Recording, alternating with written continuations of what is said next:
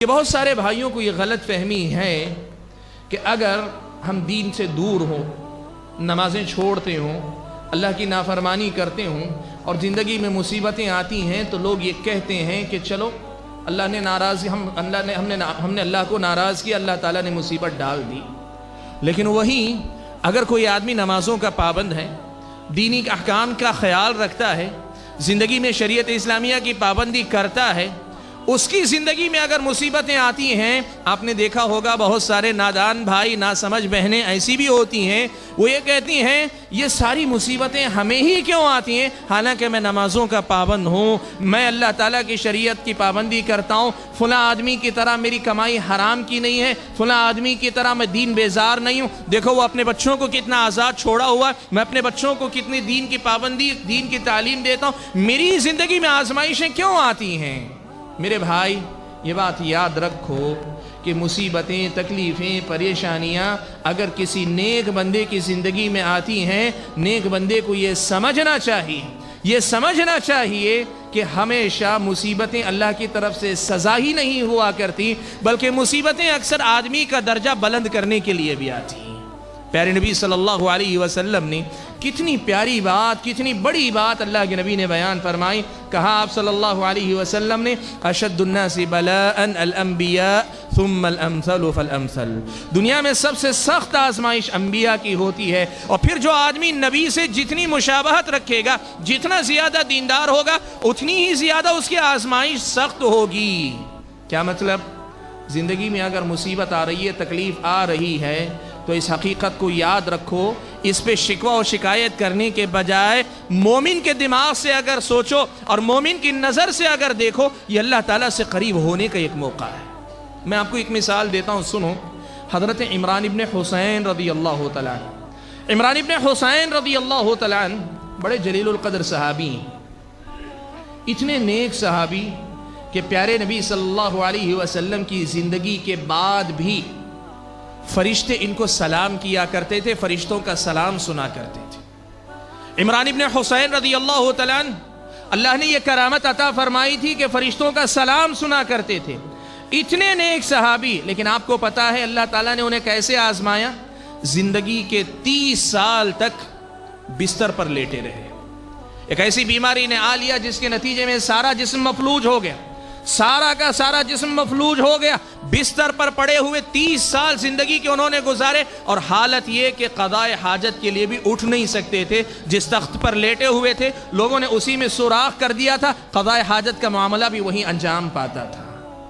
نیک اتنے کہ فرشتے سلام کریں، آزمائش اتنی کہ بستر پہ 30 سال تک اللہ تعالیٰ نے لٹایا ہوا ہے۔ میرے بھائیوں، یہ کوئی معیار نہیں ہے کہ ہم اگر نیک ہیں تو ہماری زندگی میں مصیبتیں نہیں آنی چاہیے۔ معیار یہ ہے کہ اگر اللہ تعالیٰ نے ہم اور آپ کو آزمایا ہے، یہ موقع ہے کہ ہم اپنے آپ کو اللہ تعالیٰ سے قریب کر لیں، اللہ تعالیٰ سے اور اپنے آپ کو نزدیک کر لیں، اللہ تعالیٰ سے اپنے آپ کو اور قریب کر لیں۔ کیوں؟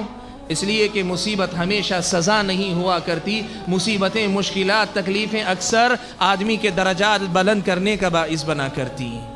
اس حقیقت کو ہمیشہ یاد رکھو، اور میرے بھائیوں زندگی میں اس حقیقت کو یاد رکھو، اللہ تعالیٰ نے اگر مجھ کو اور آپ کو آزمایا، کسی بھی سطح پہ آزمایا ہو، فرد کی حیثیت سے، ایک گھر کی حیثیت سے، عائلی زندگی کے اندر، ایک قبیلے کے اندر، ایک بستی محلے کے اندر، یا بحیثیت قوم پوری قوم کو آزمایا ہے، اس حقیقت کو یاد رکھو کہ یہ آزمائش ایمان کے لیے ضروری ہے۔ اللہ تعالیٰ آزماتے ہیں، اللہ تعالیٰ کا یہ دستور ہے، یہ قانون ہے کہ اللہ تعالیٰ لوگوں کو آزماتے ہیں۔ میں نے حمد و صلات کے بعد جو آیت کریمہ آپ حضرات کے سامنے پڑھی، سورہ عنکبوت کی ابتدائی آیت میں اللہ تعالیٰ نے یہی بات بیان فرمائی، کہا احسب الناس ان يتركوا ان يقولوا آمنا وهم لا يفتنون، کیا لوگوں نے یہ سمجھ رکھا ہے کہ اگر وہ کہیں گے کہ ہم ایمان لے آئے تو ان کو چھوڑ دیا جائے گا اور انہیں آزمایا نہیں جائے گا؟ لوگوں نے یہ سمجھا ہے کہ ہم اگر کہہ دیں کہ ایمان لائے تو ہم کو چھوڑ دیا جائے گا، ہمیں آزمایا نہیں جائے گا؟ اللہ تعالیٰ نے یہ حقیقت بیان فرمائی، اگر کوئی ایسا سوچتا ہے، ایسا سمجھتا ہے، اس کا سوچنا، اس کا سمجھنا غلط ہے۔ وَلَقَدْ فَتَنَّ الَّذِينَ مِن قَبْلِهِمْ، اللہ تعالیٰ نے کہا دیکھو تم سے پہلے جتنے بھی ایمان والے ہوئے ہم نے ان کو آزمایا ضرور ہے، جب تم سے پہلے والے لوگوں کو ان کے ایمان کی وجہ سے آزمایا گیا ہے تو تمہیں نہیں آزمایا جائے گا؟ تمہاری زندگی میں آزمائش نہیں آئے گی؟ فَلَيَعْلَمَنَّ اللَّهُ الَّذِينَ صَدَقُوا وَلَيَعْلَمَنَّ الْكَاذِبِينَ۔ اللہ تبارک و تعالی دیکھنا چاہتے ہیں، زبان سے تم نے کہا ہم اللہ کے بندے ہیں، اللہ دیکھنا چاہتے ہیں کہ آزمائش کے وقت میں بھی بندگی کے تقاضے پورے کرتے ہو کہ نہیں کرتے ہو۔ تم کہتے ہو ہم نبی کے امتی ہیں، اللہ تعالیٰ دیکھنا چاہتے ہیں مصیبتوں میں نبی کی سنت کا خیال رکھتا ہے، نبی کی اتباع کو تم ذہن میں رکھتے ہو، نبی کے احکام کی پیروی کرنے کا خیال رکھتے ہو کہ نہیں رکھتے ہو، اللہ تعالیٰ آزمانا چاہتے ہیں۔ تم کہتے ہو ہم مسلمان ہیں، ہم فرما بردار ہیں، اللہ تعالیٰ دیکھنا چاہتے ہیں کہ تم موافق حالات میں تو مسلمان ہو، ناموافق حالات میں تمہارا اسلام کس درجے کا ہے، تم کس درجے کے مسلمان ہو، کیا موافق حالات میں جو دعویٰ ہے ناموافق حالات میں بھی ویسی ہی بندگی تم کرتے ہو؟ اللہ تعالیٰ یہ دیکھنا چاہتے ہیں۔ فَلَيَعْلَمَنَّ اللَّهُ الَّذِينَ صَدَقُوا وَلَيَعْلَمَنَّ الْكَاذِبِينَ۔ بھائیو، ایمانی زندگی آزمائش کے بغیر ادھوری ہوتی ہے۔ آزمائش سے ایک آدمی کا ایمان مکمل ہوتا ہے، آزمائش سے ایک آدمی کو موقع ملتا ہے کہ وہ اپنے آپ کا جو دعویٰ زبانی ہے اس دعوے کو عملی شکل دے سکے۔ زندگی میں یہ آزمائش ضروری ہے، اور قرآن مجید میں تو اللہ تعالیٰ نے یہ بات بیان فرمائی کہ ام حسبتم ان تدخلوا الجنہ وَلَمَّا يَأْتِكُمْ مَثَلُ الَّذِينَ خَلَوْا مِن قَبْلِكُمْ۔ لوگو، اللہ تعالیٰ نے تمہیں اگر آزمایا ہے، اگر تمہیں آزمایا ہے، تمہاری آزمائش کیا ہے؟ کسی کو اللہ تعالیٰ نے فقر و فاقے میں رکھا ہوگا، کسی کو اللہ نے بیمار کر دیا ہوگا، کسی کو اللہ تعالیٰ نے کسی ذہنی پریشانی میں مبتلا کیا ہوگا، کوئی اپنی اولاد کی طرف سے پریشان ہوگا، کوئی اپنے کاروبار کی طرف سے پریشان ہوگا۔ تمہاری جو بھی پریشانی ہے ذرا بتاؤ تو صحیح، کیا تم وہ آزمائش کے مرحلے، اس آزمائش کے مرحلے سے گزرے ہو جس مرحلے سے تم سے پہلے والے لوگ گزر چکے ہیں؟ ام حسبتم ان تدخلوا الجنہ، کیا تم نے یہ سمجھ رکھا ہے کہ تم ایسے ہی جنت میں چلے جاؤ گے؟ وَلَمَّا يَأْتِكُمْ مَثَلُ الَّذِينَ خَلَوْا مِن قَبْلِكُمْ، حالانکہ ابھی تمہیں ان حالات کا سامنا نہیں کرنا پڑا جن حالات کا تم سے پہلے والے لوگوں کو سامنا کرنا پڑا تھا۔ بھائیو، شکر کرو اللہ تعالیٰ کا کہ اگر ہم آج آزمائش میں ہیں پھر بھی اللہ تعالیٰ نے ہماری ایمانی کمزوری کو ذہن میں، اللہ تعالیٰ نے ہماری ایمانی کمزوری کو کا حساب رکھ کر، ان کا حساب رکھتے ہوئے اللہ تبارک و تعالیٰ نے آزمائش کو بھی بہت ہلکا رکھا ہے۔ سنو، صحیح بخاری کی روایت ہے، حضرت خباب ابن ارت رضی اللہ تعالیٰ عنہ پیارے نبی صلی اللہ علیہ وسلم کے ان صحابہ میں سے ہیں جنہوں نے مکے کے ابتدائی دور میں اسلام قبول کیا۔ آپ کو پتہ ہے مکے کے مشرکوں نے صحابہ کو بڑی سخت تکلیفیں دی۔ خباب ابن ارت رضی اللہ تعالیٰ عنہ وہ جلیل القدر صحابی ہیں جنہیں انگارے جلا کر ان کی پیٹھ کو داغا گیا، انگاروں پہ لٹایا گیا۔ مورخین نے لکھا ہے کہ اتنی سخت تکلیف کہ ان کی پیٹھ کی چربی نے انگاروں کو ٹھنڈا کر دیا۔ اتنی سخت تکلیف جھیلنے والے صحابی حضرت خباب ابن ارت رضی اللہ تعالیٰ عنہ اللہ کے نبی صلی اللہ علیہ وسلم کے پاس آتے ہیں۔ مکے کا دور ہے، اللہ کے نبی کعبۃ اللہ سے پیٹھ لگائے بیٹھے ہیں۔ خباب ابن ارت رضی اللہ تعالیٰ عنہ آ کر کہتے ہیں، اللہ کے نبی الا تدعو لنا الا تستنصر لنا، اللہ کے نبی آپ ہمارے لیے دعا کیوں نہیں کرتے، آپ ہمارے لیے اللہ تعالیٰ سے مدد کیوں نہیں طلب کرتے؟ تکلیف برداشت سے باہر ہو رہی ہے، پریشانی بہت زیادہ ہے، لوگوں کی طرف سے آزمائش بہت سخت ہو گئی ہے، اللہ کے نبی ہمارے لیے دعا کیوں نہیں کرتے، ہمارے لیے اللہ تعالیٰ سے مدد کیوں نہیں طلب کرتے؟ میرے بھائیو، زندگی میں کیسی ہی مصیبت میں ہو، نبی کے اس جواب کو یاد رکھنا۔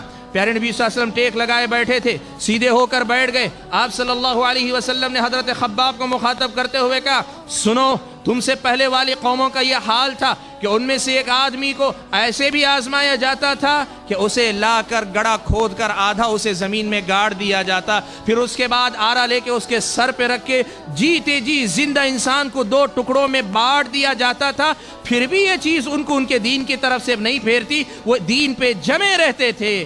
یہ بات سنانے کے بعد اللہ کے نبی نے ایک جملہ کہا، بھائیو اسے اپنے دل کے کانوں سے سنو۔ اللہ کے نبی نے حضرت خباب کو مخاطب کر کے کہا، وَلَكِنَّكُمْ تَسْتَعْجِلُونَ، خباب تم جلد بازی کر رہے ہو، تم جلد بازی کا ثبوت دے رہے ہو۔ بھائیو، جو انگاروں پہ لیٹ کے آیا ہے نبی اس کو فرماتے ہیں کہ تم جلد بازی کر رہے ہو۔ میری اور آپ کی زندگی میں ایسی تو کوئی آزمائش نہیں آئی، اللہ نے ہماری آزمائش اتنی سخت نہیں رکھی، چھوٹی چھوٹی معمولی معمولی باتیں، بہت بڑا بھی مسئلہ ہو، بیماری ہے، فلاں ہے، فقر و فاقہ ہے، بہت چھوٹی آزمائش ہے۔ ان مصیبتوں کے مقابلے میں اگر نبی خباب ابن ارت کو کہتے ہیں تستعجلون، تم جلد بازی کر رہے ہو، تو پھر میرا اور آپ کا یہ گھبرانا، یہ بے چین ہو جانا، یہ پریشان ہو جانا، یہ بے قابو ہو جانا، اس کی حیثیت کیا ہے؟ بھائیوں، زندگی کی سچائی کو یاد رکھو کہ اللہ تعالیٰ جو جنت مجھ کو اور آپ کو دینا چاہتے ہیں بہت قیمتی ہے، بہت قیمتی ہے۔ اللہ کے نبی نے کہا الا ان سلعۃ اللہ غالیہ، لوگوں سنو، اللہ تعالیٰ نے جس سامان کا تم سے سودا کیا ہے وہ جنت ہے، اور یہ بڑی قیمتی ہے۔ اتنی قیمتی جنت کو کیا تم ایسے ہی حاصل کر لو گے؟ ام حسبتم ان تدخلوا الجنہ ولما یأتکم مثل الذین خلو من قبلکم، کیا تم نے یہ سمجھ رکھا ہے جنت میں ایسے ہی چلے جاؤ گے؟ حالانکہ ابھی تمہیں ویسے نہیں آزمایا گیا جیسے تم سے پہلے والے لوگوں کو آزمایا گیا تھا۔ میرے بھائیوں، جو بات میں آپ کو بتانا چاہتا ہوں بہت واضح، بہت صاف ہے کہ زندگی میں مصیبتیں، تکلیفیں، پریشانی، مسائل اگر آتے ہیں، یہ زندگی ہے، ان کو لے کر چلو، ان کا سامنا کرو، ہر حال میں اللہ تعالیٰ کی بندگی کا ثبوت دو۔ وہ آدمی اچھا مسلمان نہیں جو موافق حالات میں تو اللہ کی بندگی کرتا ہے لیکن مخالف حالات میں نافرمان ہو جائے۔ اللہ تعالیٰ کا بندہ اچھے وقت میں رہے، برے وقت میں اللہ تعالیٰ کو بھول جائے، یہ اچھا مسلمان نہیں ہے۔ اگر آپ چاہتے ہیں کہ آپ کو اسلام سرچ کے نیو ویڈیوز کے بارے میں اطلاع ملے تو آپ اسلام سرچ کے چینل کو سبسکرائب کریں، موبائل یوزرز سبسکرائب کریں اور بیل بٹن دبائیں۔